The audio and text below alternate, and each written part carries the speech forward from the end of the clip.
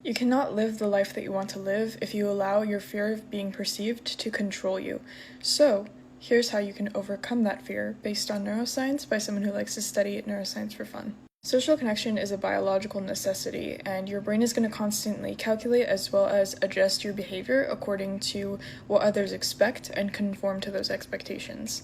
And when you feel observed, your brain evaluates the situation using threat detection circuitry rather than social circuitry. For example, the amygdala, which is your threat detection center, is going to treat a judging gaze in the same way that it would a physical threat. In the dorsal anterior cingulate cortex, which is the region of the brain that processes physical pain, it's going to activate the same neural pathways as a physical injury when experiencing social rejection or negative perception. The amygdala is also going to signal to the HPA axis to flood your body with cortisol and adrenaline, which can cause physical symptoms like a racing heart or sweating or muscle tension or anything like that.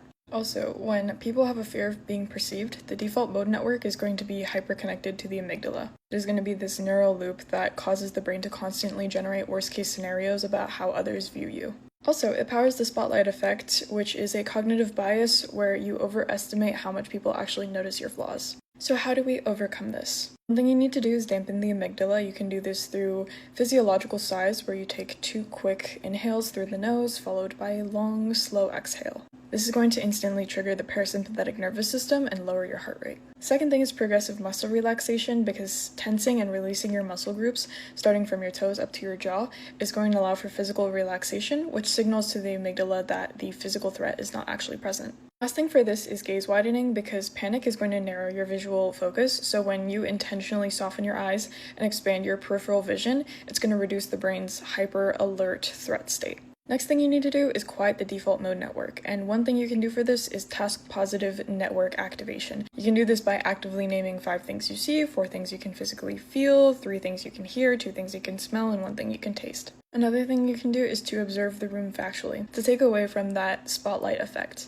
Next thing is to update your neural priors, because your brain is a prediction machine that relies on past data to forecast future judgment. You need to give it new positive data to update its internal models. It's kind of like a software update for a computer, but for your brain. There's a variety of different ways to do this. One thing you can do is behavioral experiments, where you test your brain's catastrophic assumptions and you go out with slightly messy hair or mismatched socks or whatever and actively log how many people actually care or notice, because they most likely won't. Another thing is safe micro-exposures, where you intentionally put yourself in low-stakes situations where you are being perceived. Your brain will register that you survived exposure without experiencing social death. Last thing is to focus on data rather than guesses, because at the end of the day, your thoughts are guesses on what you think the person is thinking. They're just predictions, and it's not necessarily reality. There's no factual sensory data.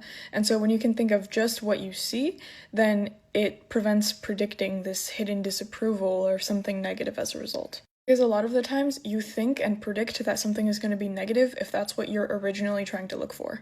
So yeah, I hope that helps, and best of luck. You got it.